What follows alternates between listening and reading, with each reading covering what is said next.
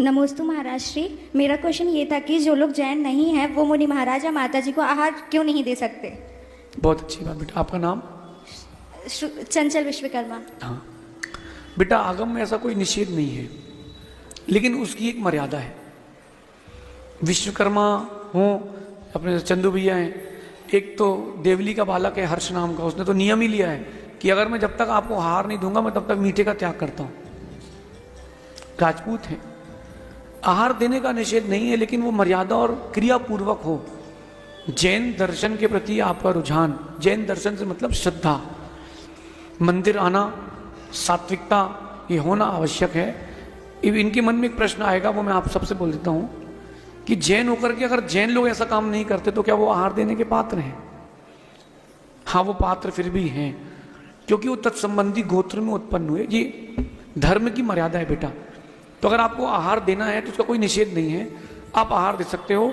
जो नियमावली है उस नियमावली का पालन करते हैं तो आहार दे सकते हैं, कोई बात नहीं। आज आचार्य संभव सागर जी सबसे वयोवृद्ध आचार्य हैं और वो जाति से जैन नहीं है।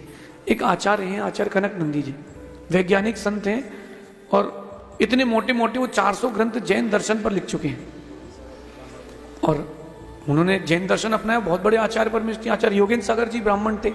ज्यादा दूर मत जाओ, गौतम स्वामी, गणधर गौतम स्वामी ब्राह्मण थे। तो इसमें कोई निषेध नहीं है बेटा। भगवान नेमिनाथ यदुवंशी थे, तो निषेध, भगवान बनने का निषेध नहीं है, तो आहार देने की तो कोई मना यही नहीं। लेकिन गुरुजन से पूछ करके जो नियमावली है उस नियमावली को स्वीकार करके फिर आप आगे की क्रिया कर सकते हैं, उसका कोई निषेध नहीं है। एक बात और ध्यान रखना, समाज के लोगों से कहना है, अगर कोई धर्म को स्वीकारना चाहता है, धर्म को आगे बढ़ाना चाहता है, आप लोगों को सहर्ष स्वीकारना चाहिए। क्योंकि जैन धर्म किसका है? जो माने सो उसका। आप बड़े अच्छे से कहते हो कि जो गाय होती है, बकरी होती है, मुर्गा होता है, वो भी 5वां गुण स्थान प्राप्त कर लेता है। सिद्धांत से कहते कि नहीं कहते हैं कि वो भी व्रती बन सकता है। अब जब वो व्रती बन सकता है तो श्रद्धान कर सकता है, जब कौन? एक त्रियंच। तो मनुष्य आदि के लिए कोई बाधा नहीं है बेटा। उसके लिए जो नियमावली एक बार गुरु जी से समझ लें, फिर आप आगे कर सकते हैं, इसमें कोई भी निषेध नहीं है, ऐसा समझिए।